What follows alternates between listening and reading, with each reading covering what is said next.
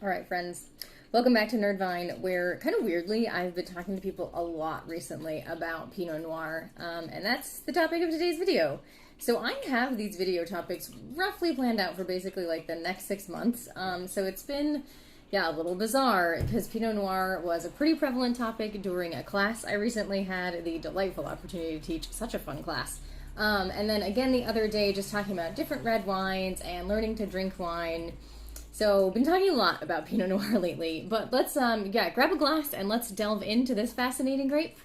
And by fascinating, I also mean, like, complicated, high maintenance, bougie, and delicious. So, as with basically every other grape we've discussed, except for the Glera grapes in Prosecco. I can't stop. Anyway, Pinot Noir finds its origins in France. So, namely in Burgundy, which you may see on the label as Bourgogne, Bourgogne, because that's what the region is called in French. So, Burgundy or Bourgogne has a cool climate, so the original expressions of this grape were a little bit drier with like lots of just ripe red fruits, a little bit of earthiness that it can express as hints of kind of mushroomy, and some floral notes. This is also the style that made Willamette Valley in Oregon so renowned for its Pinots, a style made possible by the diligence of the winemakers, of course, but also because it has such a similarity to the like Burgundy-esque climate. Here's the thing with Pinot, though. The grape has very thin skins, so this can be really nice for the lower tannic characteristic. If you aren't a huge tannin fan, this is great, but it does mean the grape is very affected by the climate in which it's grown. So as California got into the Pinot game, we started getting a lot more ripe fruits, and even some stewed, cooked, or jammy fruits. So I've heard a few people recently tell me that they think jammy is overused in wine terminology. I particularly mean, like, this is the difference between eating a raspberry off the bush or even out of the carton versus taking like a spoonful of jam or preserves and eating that.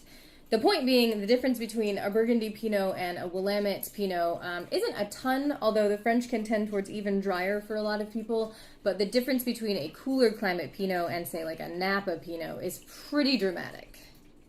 The thin skins have some other effects. This is a high maintenance grape, as I said. So I think it was a wine enthusiast article that said the grapes thrive in a narrow band of cooler climates. So I made a little map. So 30 to 50 degrees is these lighter red areas, and then the darker areas is kind of where the best Pinot Noir climates are. So like all grapes and then just Pinot, all grapes and just Pinot. So as you can see, very picky. Not only do you need exactly the right climate, but the thin skins also make these grapes more susceptible to pests and disease.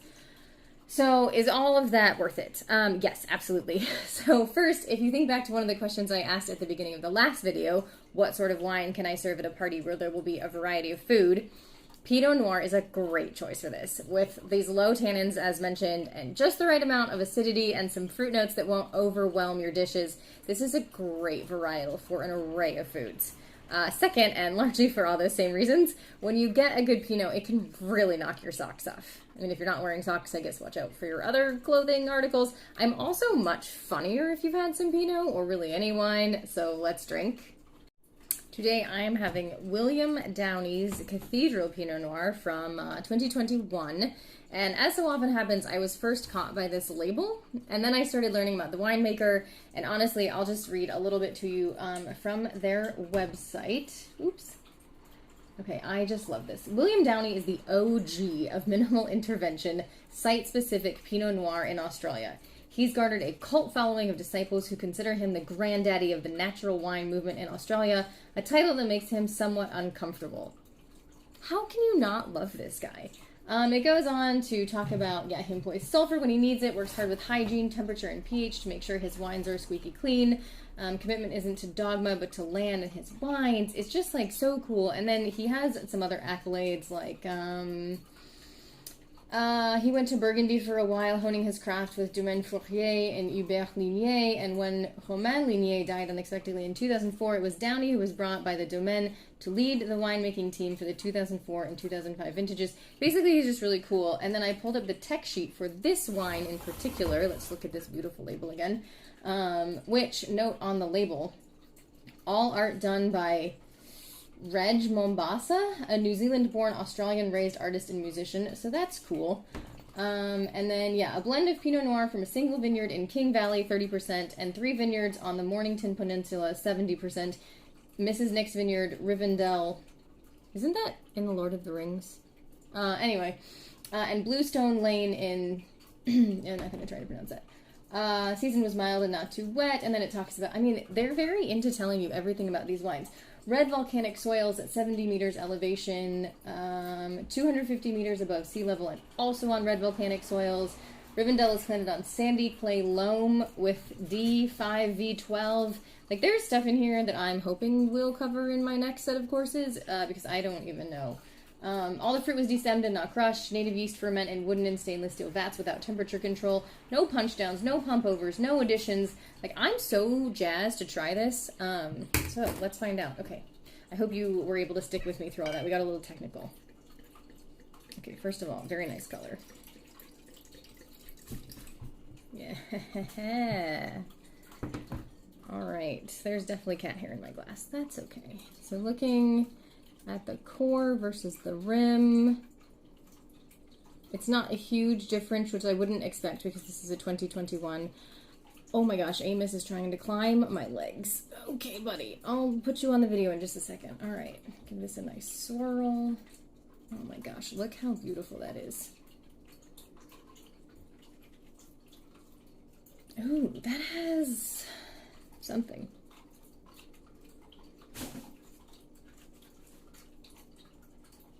This feels hot in my nose. 13.5. Okay, that checks.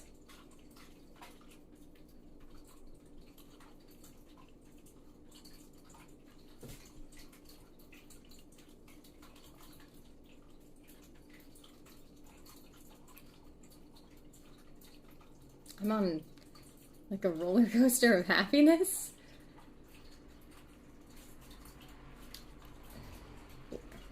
Blackberries? I feel like I mean, there's berries. I'm not sure what berries they are. Definitely like wild berries, though. I'm imagining like brambles and thorns, and we're in the Australian outback. In my mind, I'm wearing overalls. I'm sure that's appropriate somehow. I'm not sure.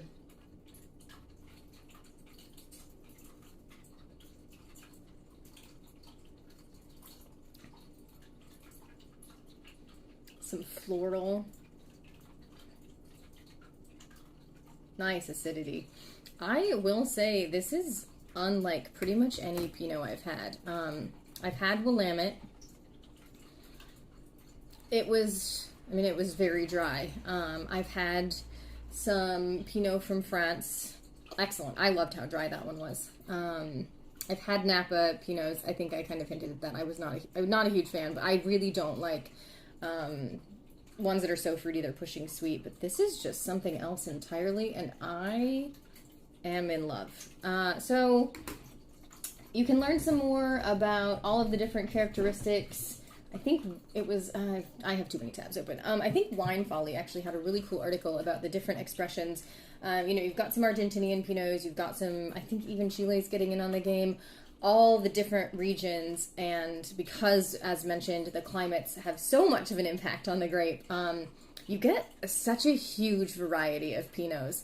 As I said, very difficult to do, but everybody's trying to get in the game, and we're seeing some really cool stuff out there. So I hope that you'll give Pinot a shot if you haven't. I hope that if you tried Pinot and you didn't love it before, maybe you'll try a different Pinot.